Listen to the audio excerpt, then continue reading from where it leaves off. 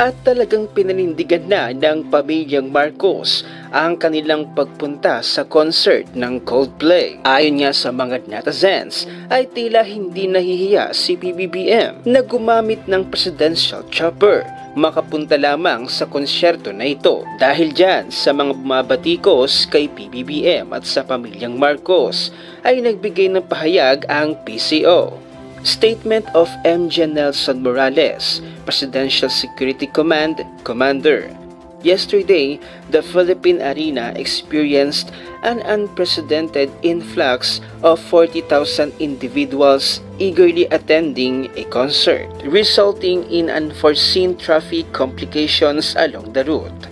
Recognizing that this traffic situation posed a potential threat to the security of our president, the PSG took decisive action by opting for the presidential chopper.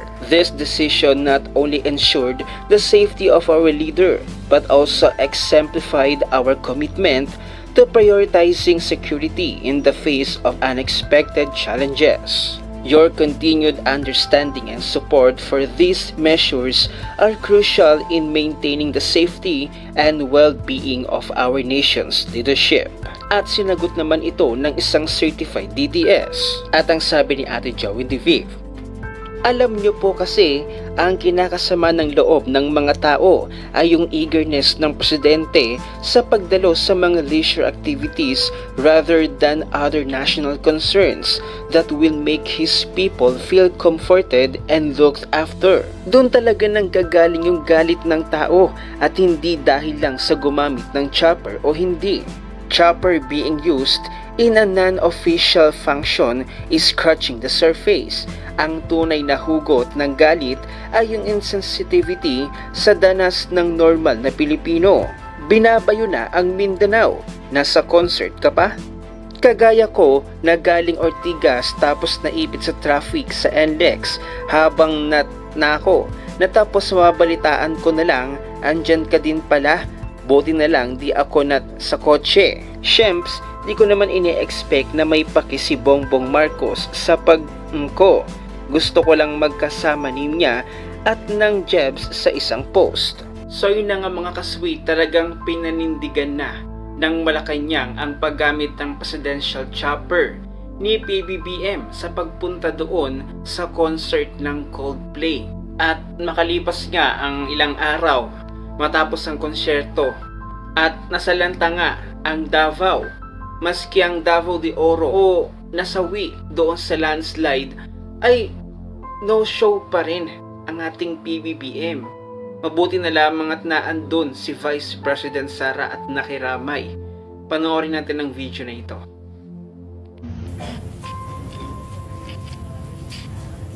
Nagdala tayo ng bigas para sa lamay, then nagdala din tayo ng cash assistance para sa pamilya ng mga namatay.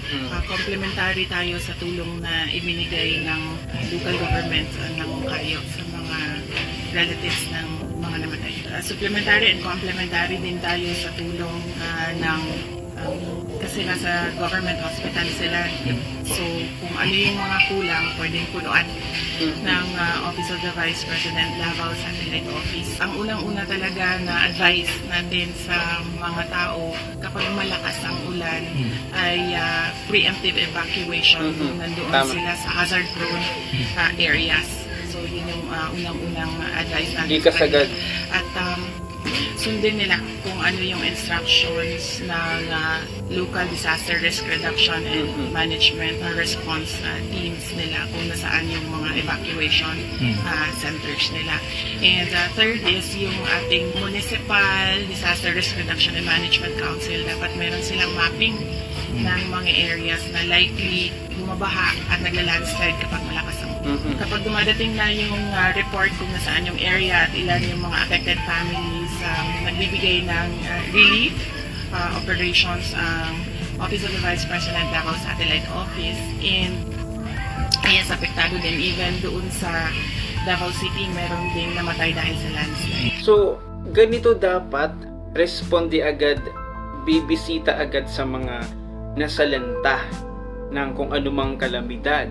Mabuti na lamang at naandyan si Vice President Sara na handang tumulong, handang makiramay agad-agad. Yun nga lang, talagang nabati ko si President BBM doon sa pagpunta niya sa concert ng Coldplay. Kasi mga kasweet, kung ako tatanungin niyo sa opinion ko, syempre, may isang lugar na nasasakupan natin sa Pilipinas na binabaha, nasa trahedya, nasa kalamidad at nagdeklara na ng state of calamity. Tapos, halimbawa ako yung presidente, syempre, iisipin ng mga netizens, ng taong bayan, ng mga Pilipino na bumoto sa akin, na kapag pumunta ako dun sa concert na yon habang nasasalanta yung Davao ng trahedya o kalamidad, syempre maiisipin sa kanyang netizens yung taong bayan na nagsasaya ako, nag-join ako sa party ng kung sino man habang binabayo ng baha at landslide ang Davao. So para sa akin, hindi na ako tutuloy sa concert na yun kasi nga masisira yung imahe ko. Kasi kapag tumuloy ako doon, syempre nandun na yung pag-iisip ng netizens, hindi natin kasi hawak ang isip ng taong bayan. Lalong-lalo nang at gumamit pa ng presidential chopper. So talagang doble yung iisipin sa'yo ng taong bayan. Oo nga, naandun na tayo sa punto na si PBBM o ang isang presidente ay tao rin naman. Nakakaranas din naman niya ng stress. So kailangan din na mag-enjoy, stress relieving yung gagawin niya. Pero sana wag naman sa ganitong may kalamidad. So, kumbaga, konsiderasyon mo na lang, delikadesa na lang siguro. After nga nang nangyari yung trahedya, ayun na, nakaburol na, ay hindi pa rin pala talaga nagpapakita si PBBM. So, ano na naman ang iisipin ng taong bayan kay PBBM? Kaya't ang ilang mga taga Davao, ang ilang taga Mindanao, ay tila nadidismaya na sa ginagawa at aksyon ni PBBM. Panoorin natin ang video na ito. Maayong adlaw sa tanan. Alam niyo, sa totoo lang na simula nung mayroong lindol yung nangyari sa Marawi, no, yung sa bombing, tapos ngayon na lubog sa baha ang Mindanao, hindi namin naramdaman ang isang taong nanalo dito sa Mindanao because of the Duterte.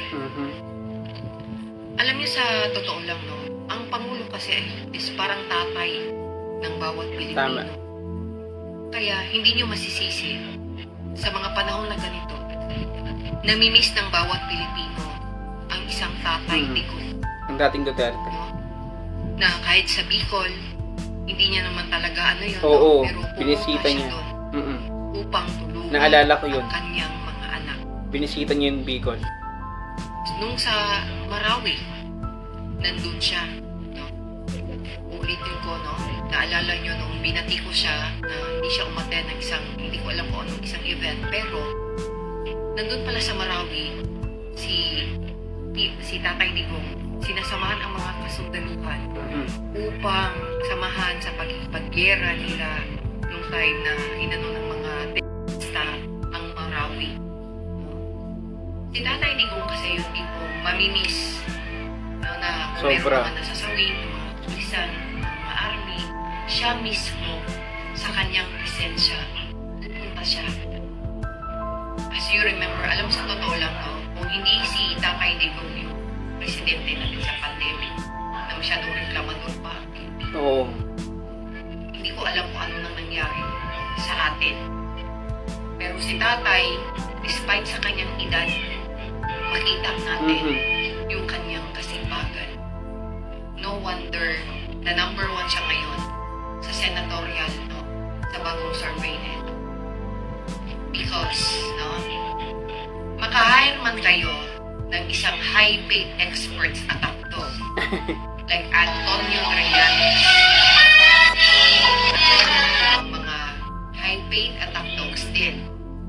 But the Filipino will always remember the leadership and the legacy of Tatay Digong. Okay? Sa totoo lang ngayon, no, nakakadismaya lalo na nung December, no, na sabi niya, nag-COVID siya, no, nagkaroon ng lindol dito sa Mindanao. Tapos may pinalabas si Marlica. Nakakalungkot na nabudol tayo. Ako, I admit, no, grabe yung budol. Because una sa lahat, akala ko si PBBM ang mag-i-end up itong pamumulitika. Dahil kasi sabi niya yun kaya daw hindi umuunlad ang bayan dahil sa pamumulitika.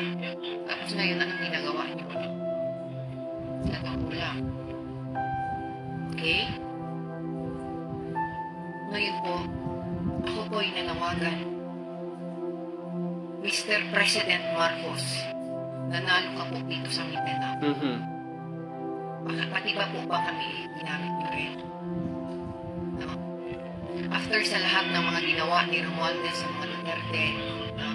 For me that is unforgivable. I know that you sa nagkakaroon ng meeting with Trillanes and mga kabayan lang. Sa totoo lang, napakasakit isipin na tayo ay nabulo. Katulad yung nangyayari ngayon sa PCO na yung niluto na loto. Lotong niluto na loto. Yan, no? Niretain daw yung presyo, pero pinaliitan yung mga bibilihin. Grabe na pagluloko sa atin. Harap-harapan na. Mr. President, nasan ka? Ito po yung lugar na kung nanalo ka. Bakit hindi ka namin maramdaman? Dagang salamat. So yun nga mga kaswi, talagang hindi na mapipigilan ang bugso ng damdamin ng mga Davaoeños. Dahil nga daw sa panahon na kailangan si PBBM, lalo pa ngayon na nasa state of calamity ang Davao, ay nasaan na ngayon si PBBM? At tanging si Vice President Sara lang naman ang nandoon handang makiramay at tumulong sa mga nasalanta. Isa ba kayo mga kasweet sa naghahanap sa ating Pangulo at napapatanong na nasaan ang Pangulo? Pero again, malay natin baka busy pa itong si PBBM at handa naman talagang sumipot ito sa Mindanao, sa Davao, sa mga nasalanta. Ano ba ang masasabi ninyo mga kasweet? Ay huwag nang kalimutang i-share ang video na ito at kung may nais sabihin ay mag-iwan ng comment dyan sa comment section. At kung bago ka pa lamang sa aking channel, please do subscribe para sa marami pang updates.